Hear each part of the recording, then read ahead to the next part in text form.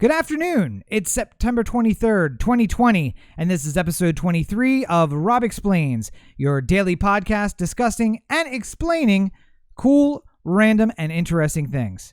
I'm Rob. Thanks for joining me. In a previous episode, we talked about blushing and embarrassment. This episode, I want to talk about something else that is not uniquely human, but certainly the reaction is uniquely human. And people's reaction to it can cause embarrassment and blushing, and that is body odor. We all sat through a 5th or 6th grade health class where we got probably nearly the same speech. You're getting older now, your bodies are changing, and we need to start wearing deodorant every single day. And that may naturally make you think, well, I noticed I'm sweating more. It must be the sweat that is stinking. But that's not actually the case.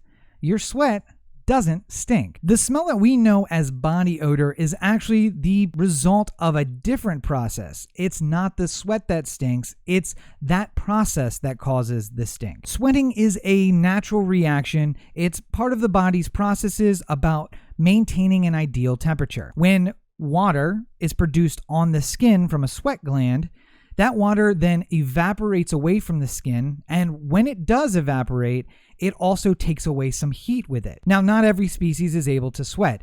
Infamously, dogs can't sweat, and that's not actually true. They do sweat through their paws and other parts of their body, but the process isn't nearly as efficient as human sweating. And there are species that sweat less or more, and some that don't sweat at all.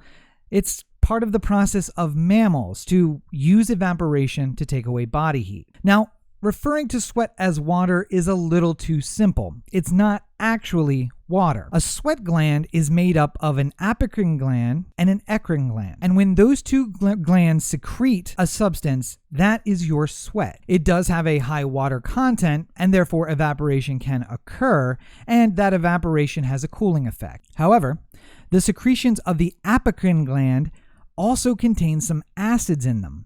And the bacteria that already and always exists on your skin likes to feed on that acid. Now, in humans, our sweat glands are mostly located in the underarms, the chest, and the genital area. While they're found across the entire surface of your body, they are more tightly packed and more located in those three areas. When the bacteria on your skin starts to use that gland secretion for energy, the end result of that process is also a byproduct, as most processes have. The byproduct of that bacteria using your secretions for energy is in fact what smells. Like many bacterial byproducts, they don't have a good smell, or at least they have a unique smell, and we now associate that smell with body odor. But the amount of body odor can actually be determined by some genetics with the individual person. Men sweat more and have more sweat glands than women, so they tend to have more of an issue with body odor than women. Genetically, there are people who just sweat less than average and more than average. There are people who have more sweat glands located all over their body than others.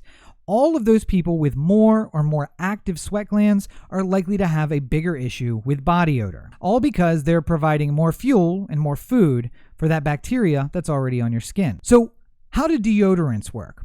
Well, there are really two families of products that we use on our underarms in modern society.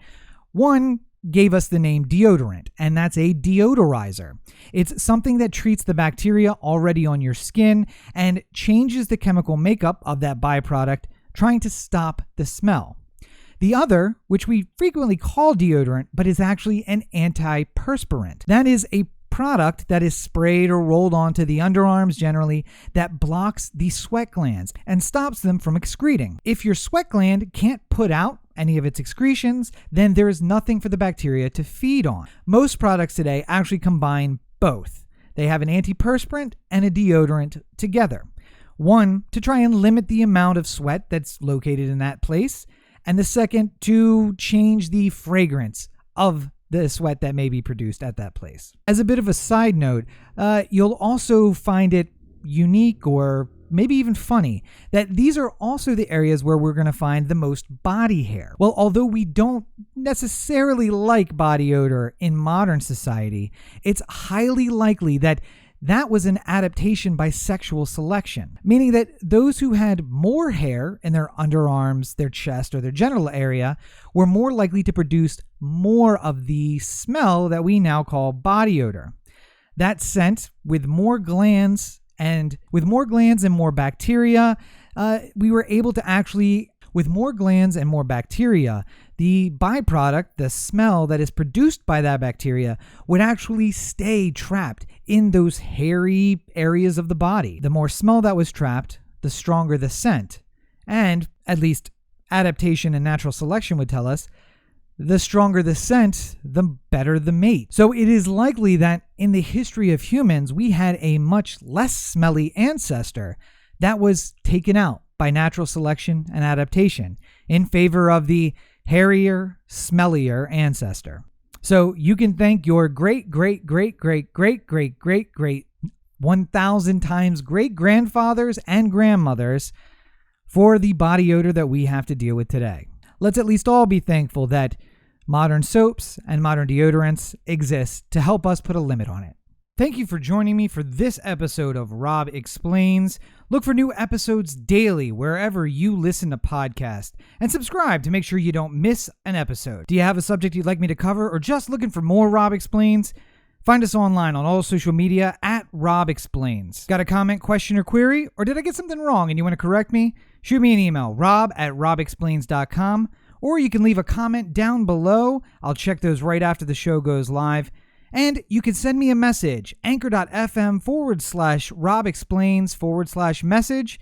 And in the form of a voicemail, I can actually include it in a future episode. Once again, thank you for joining me. Until next time, this is Rob. Take care of yourselves and each other. Have a great day.